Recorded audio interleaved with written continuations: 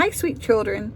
I'm not sure if Charlotte or Everett or Paxton is listening to the story, but I hope whoever it is, you like it. This is another Bluey story, and this one is called Typewriter. Okay.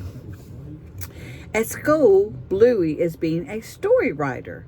Chloe comes to tell her that it's time for a story with Calypso. And see, Bluey has a typewriter, and he's going tick, tick, tick, tick, ching, tick, tick, tick, tick, ching. And that's typing on the typewriter. Everyone sits up straight to listen. Snickers tries and tries, but whoops, look, he's having a hard time sitting up. He fell over. Oh my. Calypso begins. There once was an old dog who had sat on a chest by the side of the road for all his life, begging for treats. One day, a gnome came by and said to the old dog, "Have you tried opening that chest you sit on to see what's inside?" "Oh, no, of course not. There's nothing inside," said the old dog. "It is empty." And then Winton says, "Can I sit next to you, Coco?" And then he sits right up close to her. Winton is a space invader. And we like people to sit next to us, but we got to have a little bit of wiggle room too. So not too close. The gnome insisted that the old dog open the chest, and when he did, he discovered that it was full of treats. Oh my, look at that. Bluey doesn't think the story makes sense, so she decides to write a new one with a better ending. But when she and Chloe get back to the typewriter, it's gone. Hey, where did the real typewriter go? "I'll go ask Calypso," says Bluey. "I can't be a story writer without a real typewriter." What on earth has happened to it? On her way to find Calypso, Bluey sees Snickers, and he looks sad. "Hey, Snickers, what's wrong?" "Everyone else has learned to sit except me. Remember? He was the one that was like falling over on the ground." "But you're a sausage dog," says Bluey. "It's going to take you longer because you're longer." "I hate being a sausage dog," Snicker moans. Bluey suggests that Snickers come to find Calypso to see if she can help them both. On the way, they bump into Winton. He looks sad too. "Hey, Winton, what's wrong? Everyone keeps running away from me." "Why don't you come to see Calypso with us?" asks Bluey. "Maybe she can help." "Okay," says Winton, "I'll follow you." The three friends head off until they are stopped by... Who is it? The terriers. Oh my, they are playing a game. "Hey, we're shooting bows and arrows at you," the terriers say when Bluey, Snickers, and Winton don't fall over. "Not real ones," says Snickers. "Please, can you pretend that they're pretend real?" See how the puppy dogs are trying to shoot a bow and arrow? "Okay," Bluey says. She yells to Snicker and Winton, "Arrows! Get down!" They race away from the pretend real arrows.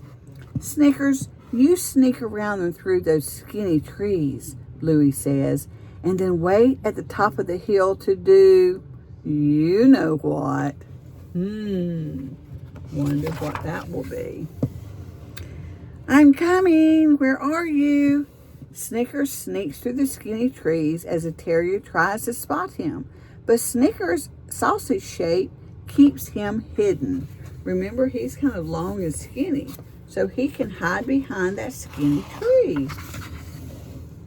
Meanwhile, Bluey has an idea for getting past one of the other terriers. "Ask him a question," she tells Winton, "and then he'll run away." Winton is confused. Why would he run away if I ask a question? "Because you're a space invader. It's someone who stands too close." So Winton gives it a go. He walks right up to the terrier. He gets real close and he says, "Are you gluten-free?" And then the terrier backs up a little bit and says, "Winton, not so close." And then Winton tries to get closer, Just tell me, are you gluten-free? And then the terrier goes, oh, and walks away. It works. The last terrier has them trapped, but Winton has an idea. Use this shield, he says, handing Bluey a pretend real shield. Okay, says Bluey, hang on. And so Bluey has his pretend real shield, and he goes, ba-doing, ba-doing. And the terrier is going ping, ping, ping, because he's shooting a pretend arrow, but Bluey's shield is protecting him. So they escape and scare the terrier away. Bluey and Winton run away up the hill, but the terrier soon chased them. Here they come.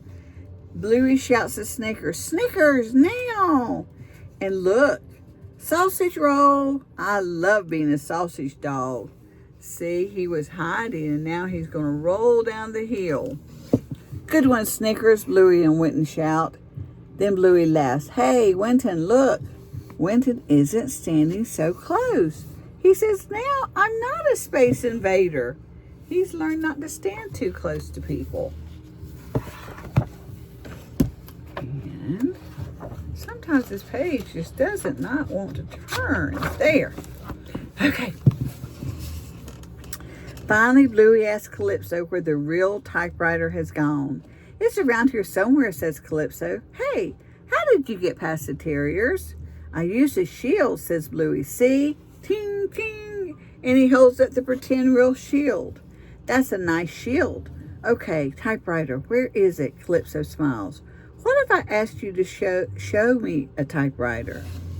Bluey shows Calypso a pretend real typewriter, just like she used the pretend real shield to escape the terriers. And she goes, tick, tick, tick, tick, tick, cling. That's a lovely typewriter, isn't it? Says Calypso. Thanks, Calypso, says Bluey as she races off. I'm going to write my story now. And let's see how it ends. Look, it is a lovely typewriter, and Bluey will always have it with her.